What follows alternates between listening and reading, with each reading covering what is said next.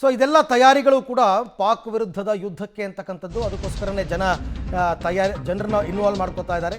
ಈಗ ಪಾಕ್ ವಿರುದ್ಧ ಭಾರತದ ಯುದ್ಧ ಕಹಳೆ. ದೇಶದ 259 ಕಡೆ ನಾಳೆ ಮಾಕ್ ಡ್ರಿಲ್ ಅನ್ನು ಮಾಡಲಾಗುತ್ತೆ, ಇನ್ಕ್ಲೂಡಿಂಗ್ ಕರ್ನಾಟಕ.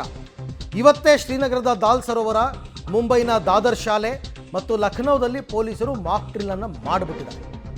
ಅವ್ರಿಗೇನೋ ಸೂಚನೆ ಬಂದಿದೆ ಅಂತ ಅನ್ಸುತ್ತೆ. ಯಾಕೆಂದರೆ ಆಯಕಟ್ಟಿನ ಜಾಗಗಳು ಇವೆಲ್ಲ ಶತ್ರು ಸೇನೆ ಟಾರ್ಗೆಟ್ ಮಾಡುವ ಜಾಗಗಳು ಅಂತ ಗುರುತಿಸಿರೋದು.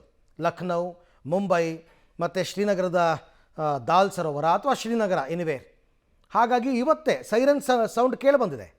ಆ ಸೈರನ್ನು ನಿಮಗೆ ವ್ಯತ್ಯಾಸ ಗೊತ್ತಾಗಬೇಕು. ನಿಮಗೆ ಆ್ಯಂಬುಲೆನ್ಸ್ ಸೈರನ್ ಹೆಂಗಿರುತ್ತೆ, ಅಗ್ನಿಶಾಮಕ ದಳ ವಾಹನ ಹೆಂಗಿರುತ್ತೆ ಸೈರನ್ನು, ಅದೆರಡಕ್ಕಿಂತ ಡಿಫ್ರೆಂಟ್ ಆಗಿರುತ್ತೆ. ಕೇಳಿಸ್ಕೊಳ್ಳಿ.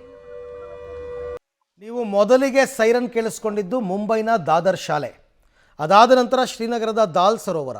ಈಗ ನೀವು ನೋಡ್ತಾ ಇರ್ತಕ್ಕಂಥ ದೃಶ್ಯ ಇದು ಲಖನೌ. ಬಹಳ ಮುಖ್ಯವಾಗಿರ್ತಕ್ಕಂಥದ್ದು ಈ ಮಾಕ್ ಡ್ರಿಲ್ ಯಾಕೆ ಮತ್ತು ಸೈರನ್ ಕೇಳಿಸಿದಾಗ ಏನು ಮಾಡಬೇಕು ಜನ. ಈಗ ನಾಳೆ ಕೇಳಿಸುತ್ತೆ ಬೆಂಗಳೂರಿನಲ್ಲಿ ಸಾಯಂಕಾಲ 4 ಗಂಟೆಗೆ. ಜನ ಏನು ಮಾಡಬೇಕು ಅಟ್ಲೀಸ್ಟ್ ತಿಳ್ಕೊಬೇಕು ಅವರು. ಅದನ್ನು ಹಾಗೆ ಮಾಡಲಿಲ್ಲ ಅಂದರು ಬೇರೆ ಕಡೆ ಯುದ್ಧ ಪೀಡಿತ ಪ್ರದೇಶಗಳಲ್ಲಾದರೆ ಬಂಕರ್ಗೆ ಹೋಗಿ ಕೂತ್ಕೊಂಡ್ಬಿಡ್ತಾರೆ ಅವರು, ಬಂಕರ್ಗೆ ಹೋಗಿ ಸೆಟ್ಲ್ ಆಗ್ತಾರೆ.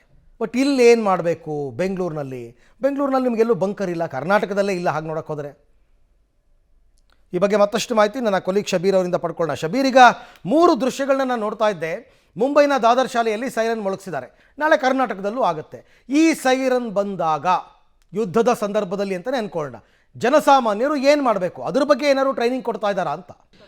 ಖಂಡಿತವಾಗ್ಲೂ ಅದ್ರ ಬಗ್ಗೆನೇ ಜಾಗೃತಿ ಮೂಡಿಸುವ ವಿಚಾರಕ್ಕೆ ಸಂಬಂಧಪಟ್ಟಂತೆ ಈ ಒಂದು ಮಾಕ್ ಡ್ರಿಲ್ ಅನ್ನ ಮಾಡ್ಲಾಗ್ತಾ ಇರುವಂಥದ್ದು. ನಿನ್ನೆ ಪಂಜಾಬ್ನಲ್ಲಿ ನೋಡಿದ್ವಿ, ಇವತ್ತು ಈಗಾಗಲೇ ಲಕ್ನೋದಲ್ಲಿ ಮತ್ತೆ ಮುಂಬೈನಲ್ಲಿ, ಇದ್ರ ಜೊತೆಗೆ ಕಾಶ್ಮೀರದಲ್ಲಿ ಶ್ರೀನಗರದಲ್ಲೂ ಕೂಡ ನಮಗೆ ಮಾಕ್ ಡ್ರಿಲ್ ನೋಡಲಿಕ್ಕೆ ಸಿಗ್ತಾ ಇರುವಂಥ ಜನರಿಗೆ ಒಂದು ಜಾಗೃತಿ ಮೂಡಿಸುವಂತಹ ಭಾಗ ಆಗಿರುವಂಥದ್ದು. ನೋಡಿ, ಈಗ ಯುದ್ಧ ಘೋಷಣೆಯಾದಂಥ ಸಂದರ್ಭದಲ್ಲಿ ಸಾಕಷ್ಟು ವೈಮಾನಿಕ ದಾಳಿಗಳಾಗ್ಬೋದು, ಕ್ಷಿಪಣಿಗಳ ದಾಳಿ ಆಗುವಂಥ ಸಾಧ್ಯತೆಗಳಿದೆ. ದೊಡ್ಡ ದೊಡ್ಡ ಅಣೆಕಟ್ಟುಗಳು, ಸ್ಮಾರಕಗಳು, ಕಟ್ಟಡಗಳು, ಈ ರೀತಿಯಾದಂತಹ ಏನು ವಸ್ತುಗಳಿರ್ತವೆ ಅಥವಾ ಕಟ್ಟಡಗಳೇನಿರ್ತವೆ ಇವುಗಳ ಮೇಲೆ ನೇರವಾಗಿ ಟಾರ್ಗೆಟ್ ಮಾಡುವಂಥ ಸಾಧ್ಯತೆಗಳಿರ್ತವೆ. ಸೊ ಇಂಥ ಸಂದರ್ಭದಲ್ಲಿ ಜನರು ಹೇಗೆ ಎಚ್ಚರಿಕೆಯನ್ನು ವಹಿಸಬೇಕು ಅನ್ನುವಂಥ ನಿಟ್ಟಿನಲ್ಲಿ ಈಗ ಒಂದು ಏನು ಜಾಗೃತಿಯನ್ನು ಮೂಡಿಸುವಂಥ ಕೆಲಸಗಳಾಗ್ತವೆ.